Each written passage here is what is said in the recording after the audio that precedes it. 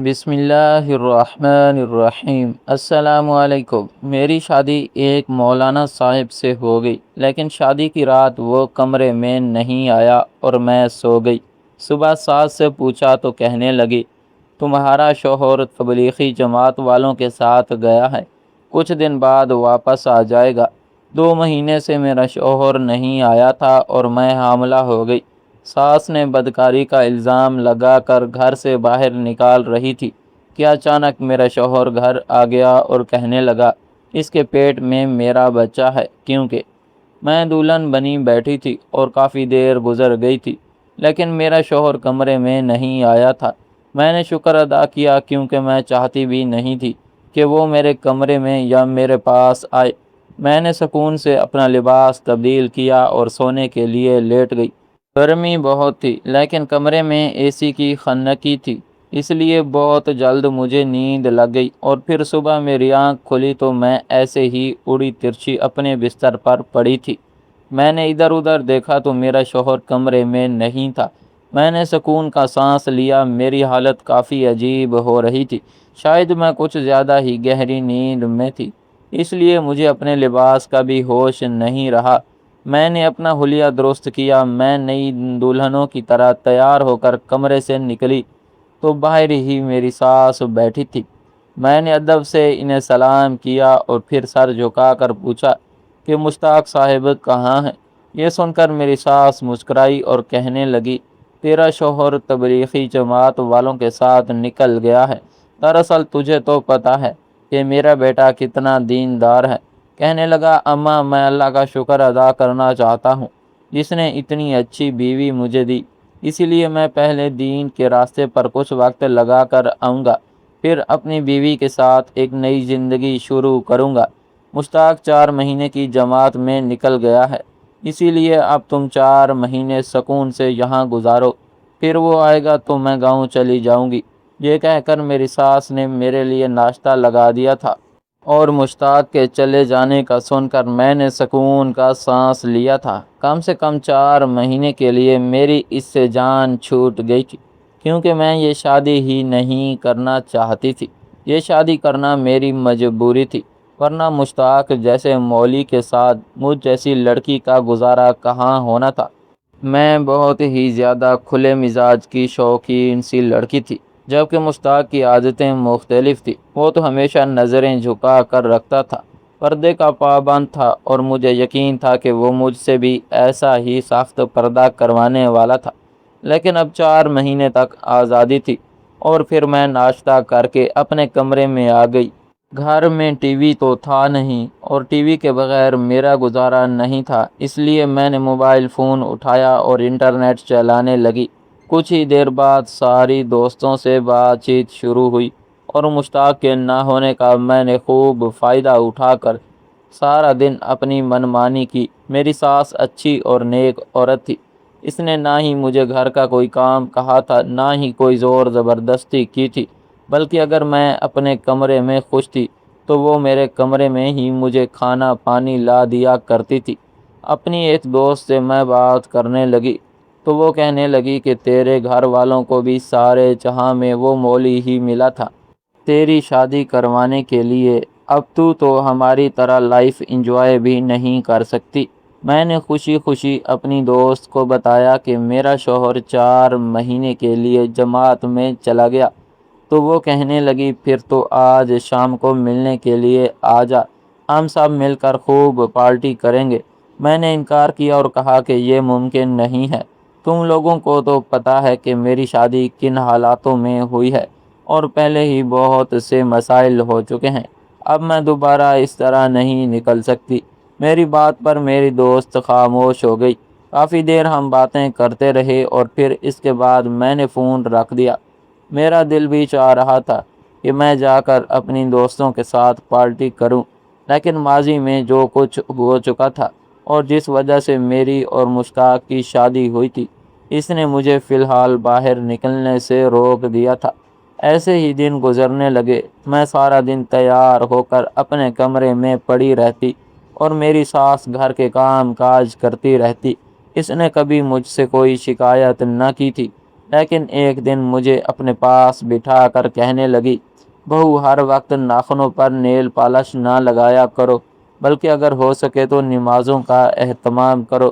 میرا بیٹا بڑا نیک ہے، میں چاہتی ہوں کہ تم بھی نیکی کے راستے پر چلو تاکہ میری آنے والی نسل بھی نیک ہو۔ ساس کی باتوں نے میرے اندر آگ لگا دی تھی۔ آج انہیں میری نیل پالش سے مسئلہ تھا تو کل کسی اور بات سے بھی مسئلہ ہو سکتا تھا۔ میں نے بہت بری طرح سے انہیں دیکھا اور پاؤں پٹکتی کمرے میں آ گئی تھی، جبکہ ان کے چہرے پر شرمندگی کے آثار تھے، جیسے ان سے کوئی غلطی ہو گئی ہو۔ پھر اگلے دن وہ خود ہی معافی مانگتے ہوئے کہنے لگی، بیٹی، میرا مقصد تمہیں دکھ پہنچانا نہیں تھا، میں تو بس یہ کہنا چاہتی ہوں کہ اپنے آپ کو اللہ سے جوڑ لو تاکہ تمہیں کبھی اس دنیا کی ضرورت نہ پڑے۔ جو اللہ سے جڑ جاتا ہے اسے کبھی کسی کی ضرورت نہیں ہوتی۔ ساس کی باتوں کو میں نے ایک کان سے سنا اور دوسرے کان سے نکال دیا، اور اگلے ہی دن سرخ رنگ کی نیل پالش اپنے سارے ناخنوں پر لگا کر جان بوجھ کر ان کے آگے گھومتی پھرتی رہی، ایسا کر کے مجھے بہت مزہ آ رہا تھا۔ پھر ایسے ہی مہینہ گزر گیا۔ مشتاق کے بغیر میں نے خوب مومانیاں کی تھی اور اپنی دوستوں سے ملنے بھی گئی تھی، اور حیرت کی بات تھی کہ میری ساس نے مجھے پر کوئی روک ٹوک بھی نہ لگائی تھی۔ ایک مہینے بعد اچانک ہی میری طبیعت بہت زیادہ خراب ہونے لگی۔ ہر وقت جی متلاتا، کبھی الٹی محسوس ہوتی تو کبھی چکراتے۔ میں نے اپنی اس حالت کو اپنی ساس سے چھپایا تھا کیونکہ مجھے خود سمجھ نہیں آیا تھا کہ مجھے کیا ہو رہا ہے۔ لیکن پھر ایک دن میری ساس کو خود اندازہ ہو گیا، جب ان کے سامنے ہی چائے کا کپ دیکھ کر مجھے قے آنے لگی تو وہ چونک اٹھی، کہنے لگی، بہو، کچھ دنوں سے دیکھ رہی ہوں تم بہت زیادہ نڈھال ہو، طبیعت بھی ٹھیک نہیں رہتی، سب ٹھیک تو ہے نا؟ میں نے انہیں بتا دیا کہ میری طبیعت ٹھیک نہیں۔ یہ سن کر وہ پریشان ہو گئی، کہنے لگی، پہلے ہی مجھے بتاتی، میں ڈاکٹر کے پاس لے کر جاتی۔ مشتاق نہیں ہے تو تم میری ذمہ داری ہو، وہ آ کر کیا کہے گا کہ اماں نے میری بیوی کا بھی خیال نہیں رکھا۔ اور پھر میری ساس نے زبردستی مجھے قریبی لیڈی ڈاکٹر کے پاس لے گئی۔ اس نے میری حالت دیکھی تو کچھ ٹیسٹ لکھ دیے، اور جب رپورٹ آئی تو میرے قدموں تلے سے زمین نکل گئی، کیونکہ میں امید سے ہو چکی تھی۔ اس بات کو سن کر میری ساس بری طرح اچھل پڑی تھی۔ وہ ڈاکٹر سے کہنے لگی، ایسا ممکن نہیں ہے، میرا بیٹا تو شادی کے فوراً بعد ہی چلا گیا تھا اور ابھی تک لوٹ کر نہیں آیا، پھر میری بہو کیسے حاملہ ہو سکتی ہے؟ یہ سن کر ڈاکٹر کہنے لگی، یہ تو آپ اپنی بہو سے پوچھیں، مجھے کیا معلوم کہ آپ کی بہو نے کیا گل کھلایا ہے۔ اور پھر اس نے کچھ دوائیں لکھ کر پکڑا دی۔ میری ساس سارا راستہ تو خاموش رہی، لیکن گھر پہنچتے ہی وہ مجھ سے سوال جواب کرنے پر اتر آئی تھی۔ وہ جاننا چاہتی تھی کہ یہ بچہ کس کا ہے، اور میں حیرت سے ان کی شکل دیکھ رہی تھی۔ پہلی بار میں نے ان کا بدلا ہوا مزاج دیکھا تھا۔ وہ جو بہت ہی نرم اور معصوم سی تھی، ایک دم ہی بہت زیادہ خونخوار ہو رہی تھی۔ غصے سے ان کا چہرہ سرخ ہو چکا تھا۔ وہ کہنے لگی، میں سب کچھ برداشت کر سکتی ہوں، لیکن اپنی نسل برباد نہیں کر سکتی۔ میرا بیٹا بہت نیک اور دیندار ہے، لیکن میں نے سوچا بھی نہیں تھا کہ اس کے نصیب میں تم جیسی بد کردار لڑکی لکھی ہوگی۔ بتاؤ، یہ کس کا بچہ ہے؟ میرے بیٹے کے پیچھے تم نے کیا کیا ہے؟ میں تو خود انجان تھی کہ یہ سب کیسے ہو گیا، اسی لیے میں نے اپنی ساس کے آگے ہاتھ جوڑ دیا اور کہا کہ میں نہیں جانتی یہ کس کا بچہ ہے، مجھے تو خود علم نہیں۔ میری ساس چیخنے چلانے لگی، کہنے لگی، میں ایک ایسی لڑکی کو اپنے گھر نہیں رکھ سکتی جو شوہر کے پیچھے اس کی عزت نہ بچا سکے۔ اور پھر میری ساس دھکے دے کر مجھے گھر سے نکالتے ہوئے وہ بات کہہ گئی کہ جسے سن کر میں شرم سے پانی پانی ہو گئی۔ میری ساس کہنے لگی، تمہیں کیا لگتا ہے کہ کیا مجھے تمہارے ماضی کے بارے میں کچھ پتہ نہیں؟ میں اور مشتاق تمہارے بارے میں سب کچھ جانتے تھے، لیکن پھر بھی ہم نے تمہیں اس گھر کی بہو بنایا تاکہ تمہیں عزت سے جینے کا موقع ملے۔ مشتاق کو لگتا تھا کہ وہ تمہیں اپنے نکاح میں لے گا تو تم سدھر جاؤ گی، بدل جاؤ گی، برے راستے کو چھوڑ دو گی، تمہاری ماضی کی غلطیاں تمہارے مستقبل میں رکاوٹ ثابت نہ ہو۔ اس لیے ہم نے یہ کڑوا گھونٹ پیا تھا تاکہ اپنے رب کی رضا کی خاطر ہم تمہیں سہارا دے سکیں۔ لیکن تم نے اپنے برے کام نہ چھوڑے۔ اب مجھے پتہ چل گیا کہ کیوں تم بھاگ بھاگ کر اپنی دوستوں سے ملنے جاتی تھی۔ یقیناً معاملہ کچھ اور ہی ہے۔ ساس کی باتوں پر میری آنکھوں سے آنسو بہہ رہے تھے۔ ایک بار پھر میرا ماضی میرے سامنے آ کر کھڑا ہو گیا تھا۔ یہ سچ ہے کہ کچھ گناہ کبھی انسان کا پیچھا نہیں چھوڑتے اور اسے ساری زندگی ان گناہوں پر پچھتانا پڑتا ہے۔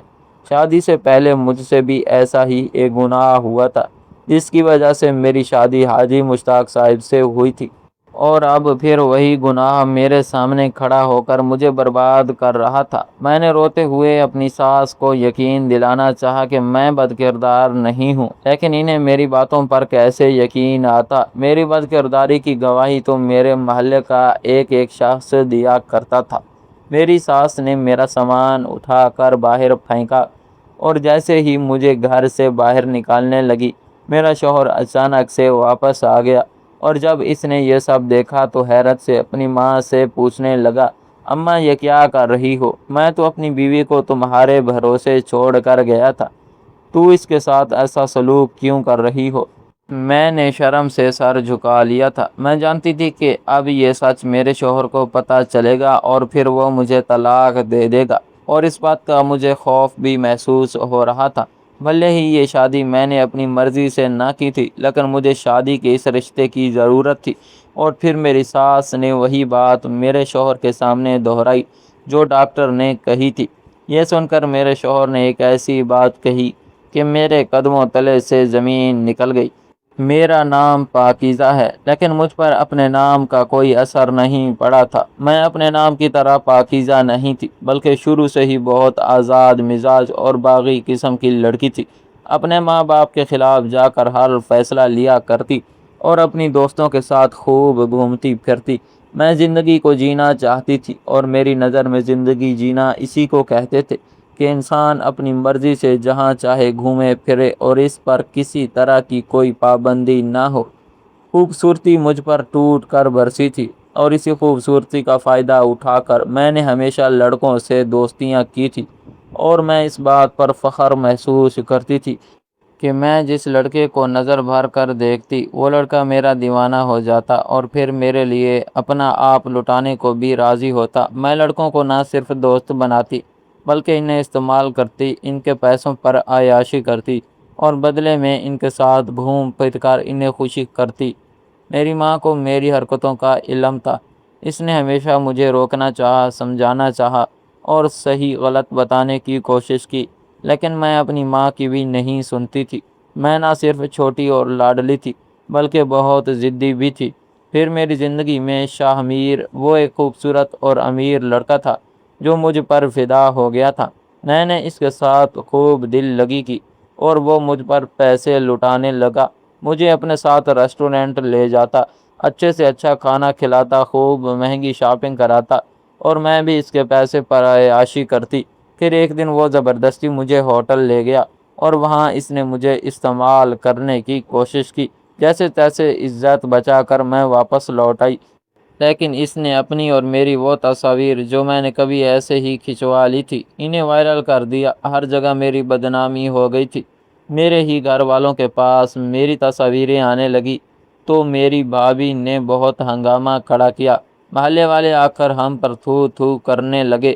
ان تصاویروں میں کوئی بھی ایسی ویسی بات نہیں تھی، لیکن چونکہ میں ایک لڑکے کے ساتھ موجود تھی اسی لیے ہر کوئی جاننا چاہتا تھا کہ وہ لڑکا کون ہے۔ میں نے شاہ میر سے رابطہ کیا اور اسے اس کی محبت کا واسطہ دے کر کہا میرے لیے رشتہ بھیج دے تاکہ یہ معاملہ ختم ہو، تو وہ خوب ہنسا اور کہنے لگا تم جیسی لڑکی سے شادی کون کرتا ہے؟ میرا دماغ خراب ہے جو میں اتنی بے حیا لڑکی سے شادی کروں گا۔ اس کی بات سن کر میرے ہوش ٹھکانے آ گئے۔ پہلی بار کسی لڑکے نے مجھے آئینہ دکھایا تھا اور بتایا تھا کہ میری حیثیت کیا ہے۔ اس کے نزدیک میں محض دل لگی کا سامان تھی جس کے ساتھ وہ وقت گزارنا چاہتا تھا۔ وہ کہنے لگا کہ اگر تم مجھے اس دن خوش کر دیتی تو میں یہ سب نہ کرتا، لیکن اب تمہیں سزا بھگتنی پڑے گی۔ میں نے اتنے بڑے ہوٹل کا روم بک کروایا تھا جتنی تمہاری اوقات بھی نہیں تھی۔ شاہ میر نے مجھے ذلیل کر کے فون کاٹ دیا تھا۔ اور میں سب کی نظروں میں گر گئی تھی۔ میری وجہ سے میری بہن کے سسرال والوں نے ان پر زندگی تنگ کر دی۔ ہر کوئی مجھے بد کردار ٹھہرا رہا تھا، جبکہ سچ تو یہ تھا کہ میں اپنی عزت بچا کر بھاگی تھی۔ لیکن کہیں نہ کہیں غلطی میری بھی تھی۔ میں ایک نامحرم کے ساتھ تعلق میں تھی، اور اسی لیے تو اسے موقع ملا تھا کہ اس نے مجھے برباد کر کے رکھ دیا تھا۔ لیکن اتنا کچھ ہونے پر بھی مجھے عقل نہیں آئی، اور جب میرے گھر والوں نے میری شادی کی بات کی تو میں نے صاف انکار کر دیا کہ میں ابھی شادی نہیں کرنا چاہتی۔ مگر میرے ابا نے مجھے اپنی عزت کا واسطہ دیا اور کہنے لگے کہ مجھے بڑی بیٹیوں کا گھر بھی بچانا ہے۔ وہ اپنے سسرال میں بہت مشکل زندگی گزار رہی ہیں۔ تو رخصت ہو جائے گی تو ہمارا جینا آسان ہو جائے گا۔ پہلے ہی تیری ضد اور ہٹ دھرمی نے ہمیں اس مقام پر لا کر کھڑا کر دیا ہے۔ اور پھر جب میری شادی کا ذکر نکلا تو کوئی میرے لیے رشتہ بھیجنے کو تیار نہ ہوا۔ وہ لوگ جو پہلے اپنے بیٹوں کے لیے بار بار ہمارے گھر کا چکر کاٹتے تھے، انہوں نے تو صاف میرے منہ پر تھوک دیا تھا اور کہہ دیا تھا کہ ایسی خوبصورتی کا کیا کرنا جو بد کرداری پر منحصر ہو۔ میرا بھائی میرا چہرہ نہیں دیکھ رہا تھا۔ اس کے دفتر کے لوگوں نے میری تصاویریں اسے دکھائی تھی اور وہ بہت زیادہ شرمندہ تھا۔ پھر جب میرے رشتے کو لے کر اماں ابا بہت زیادہ پریشان رہنے لگے تو ایک دن خود بخود میرے لیے رشتہ آ گیا، جس کے بارے میں سنتے ہی میں نے صاف انکار کر دیا۔ دراصل میرے بھائی کے دو بچے تھے جنہیں پڑھانے کے لیے مولانا صاحب یعنی مولوی مشتاق ہمارے گھر آیا کرتے تھے، اور انہوں نے ہی اپنی اماں کو میرا رشتہ دے کر بھیجا تھا۔ میں نے صاف کہہ دیا کہ میں ایک ایسے مولوی سے شادی نہیں کر سکتی جو مجھے پردے میں قید کر دے گا، پھر مجھے تو وہ بڑی عمر کا بھی لگتا ہے۔ لیکن ابا کہنے لگے کہ تیرے لیے اس وقت رشتہ آ جانا ہی بڑی بات ہے۔ وہ مولوی سیدھا سادہ سا آدمی ہے، شاید ابھی اس کے پاس تیری تصاویر نہیں گئی، بہتر یہ ہے کہ اسے تیری سچائی پتہ چل جائے، ہم پہلے ہی تجھے رخصت کر دیتے ہیں۔ پھر اماں نے اپنا دوپٹہ میرے قدموں میں رکھ دیا اور کہنے لگی کہ اگر تو نے شادی کے لیے ہاں نہیں کی تو میں مر جاؤں گی۔ اور اماں ابا کی خاطر میں نے حامی بھر لی، لیکن ابھی بھی میں ایک مولوی سے شادی کرنے پر خوش نہیں تھی۔ مولوی مشتاق اور ان کی ماں سیدھے سادے سے لوگ تھے۔ انہوں نے سادگی سے ہی نکاح کیا اور مجھے رخصت کروا کر لے گئے۔ اور پھر جب شادی کی رات مشتاق صاحب کمرے میں نہ آئے تو میں بہت خوش ہوئی کہ چلو میری اس بے جوڑا رشتے سے جان چھوٹی۔ پھر مجھے پتہ چلا کہ وہ 4 مہینے کے لیے چلے گئے ہیں، تو میں نے پوری طرح ہی سکون کا سانس لیا۔ اگر اس کے بعد جو کچھ بھی ہوا اس نے میرے ہوش اڑا دیے۔ میں کیسے حاملہ ہوئی تھی مجھے خود خبر نہیں تھی، اور اب میری ساس نے میرے ماضی کو نکال دیا تھا، اور وہ مولوی صاحب سب کچھ جانتے تھے، اور اس کے باوجود بھی انہوں نے مجھے اپنایا تھا۔ یہ سن کر میں ہکا بکا رہ گئی تھی۔ مجھے اپنی ساس اور شوہر کی قدر آ گئی تھی جب میرے سگے بھائی نے بھی مجھ سے منہ موڑ لیا تھا۔ مولوی مشتاق صاحب نے مجھے اپنی نام کی عزت دی تھی، لیکن اب بہت دیر ہو چکی تھی، کیونکہ میرے سیاہ کارنامے میرے منہ پر مار دیے گئے تھے۔ میں رو رہی تھی کہ جب ہی مشتاق صاحب گھر لوٹ آئے اور یہ سب دیکھ کر انہوں نے ایک ایسی سچائی بیان کی جسے جان کر میں دنگ رہ گئی، کیونکہ انہوں نے کہا تھا کہ یہ بچہ میرا ہے اور اس کا باپ میں ہوں۔ یہ سن کر تو ان کی اماں کے چہرے کا رنگ بھی بدل گیا تھا۔ وہ کہنے لگی مشتاق اب تو اس کے اتنے بڑے گناہ کو اپنے سر کیوں لے رہا ہے؟ تو نے اس لڑکی سے شادی کی بات اس لیے کی تھی تاکہ اس کی عزت برقرار رہے، اور میں نے بھی تیری بات مان لی تھی، لیکن جب یہ خود اپنی عزت نہیں بچانا چاہتی تو ہم کیا کر سکتے ہیں؟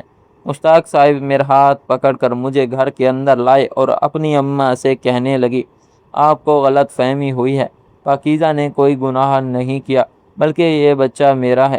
پہلے بھی اس نے اتنا بڑا گناہ نہیں کیا تھا۔ پاکیزہ کی عمر کی لڑکیاں ایسی غلطیاں کر بیٹھتی ہیں، لیکن اصل غلطی اس لڑکے کی تھی جس نے پاکیزہ کی عزت کو داؤ پر لگا دیا، اور اب میں دوبارہ پاکیزہ کو کسی مشکل میں نہیں ڈال سکتا۔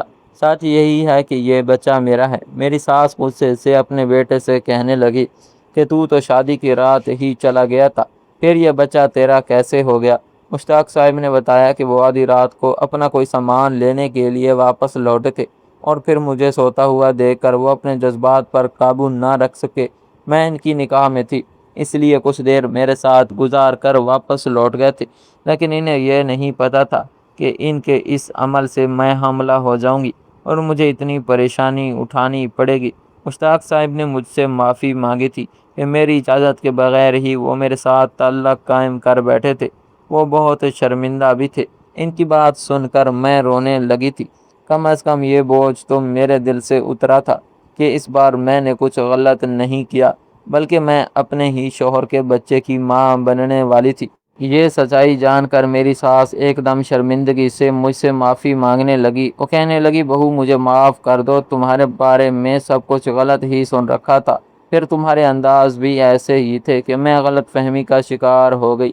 تم رات رات تک اپنی دوستوں کے ساتھ وقت گزار کر لوٹتی تھی۔ مجھے لگا کہ شاید شوہر کی غیر موجودگی میں تم نے کچھ غلط کر دیا ہے۔ میں نے اپنی ساس کو معاف کر دیا تھا۔ ان کی جگہ کوئی اور بھی ہوتا تو شاید یہی سوچتا، کیونکہ میری اپنی حرکتیں غلط تھی۔ میں نے کبھی گھر کے کسی کام کو ہاتھ نہیں لگایا تھا، سارا وقت فون پر مصروف رہتی تھی، پھر اپنی دوستوں سے ملنے رات بے رات نکل جایا کرتی تھی۔ ساس کے پوچھنے پر کسی بات کا جواب نہ دیتی تھی۔ ان کا دل جلانے کو ہر طرح کے فیشن کرتی تھی۔ جب سے انہوں نے نیل پالش لگانے کا منع کیا تھا، تب سے ایک دن بھی ایسا نہیں گزرا تھا کہ میں نے نیل پالش نہ لگائی ہو۔ میں نے بھی ساس سے اپنے رویے اور اپنی غلط فہمیوں کی معافی مانگ لی تھی۔ انہوں نے مجھے سینے سے لگا لیا تھا۔ مولوی مشتاق مجھے کمرے میں لے کر آئے اور پھر میرے پاس بیٹھ گئے۔ میں نے پہلی بار ان کے چہرہ قریب سے دیکھا تھا اور مجھے احساس ہوا تھا کہ وہ بالکل بھی عمر والے نہیں تھے، بلکہ ان کے چہرے پر سجی داڑھی کی وجہ سے میں انہیں بڑا سمجھ بیٹھی تھی۔ وہ کوئی 28-30 سال کے جوان مرد تھے جو بہت ہی خوبصورت تھے، اور سب سے بڑھ کر ان کا دل خوبصورت تھا۔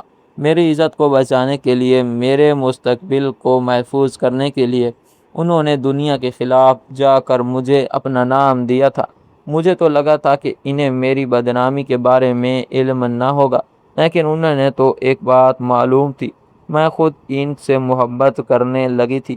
پھر دھیرے دھیرے مجھے احساس ہوا کہ وہ بہت ہی نیک تھے۔ انہوں نے مجھ پر زبردستی کچھ بھی مسلط نہ کیا تھا اور نہ ہی چار دیواری میں قید کرنے کی کوشش کی تھی، بلکہ وہ اپنی محبت اور اپنائیت سے مجھے دھیرے دھیرے بدلتے چلے گئے تھے۔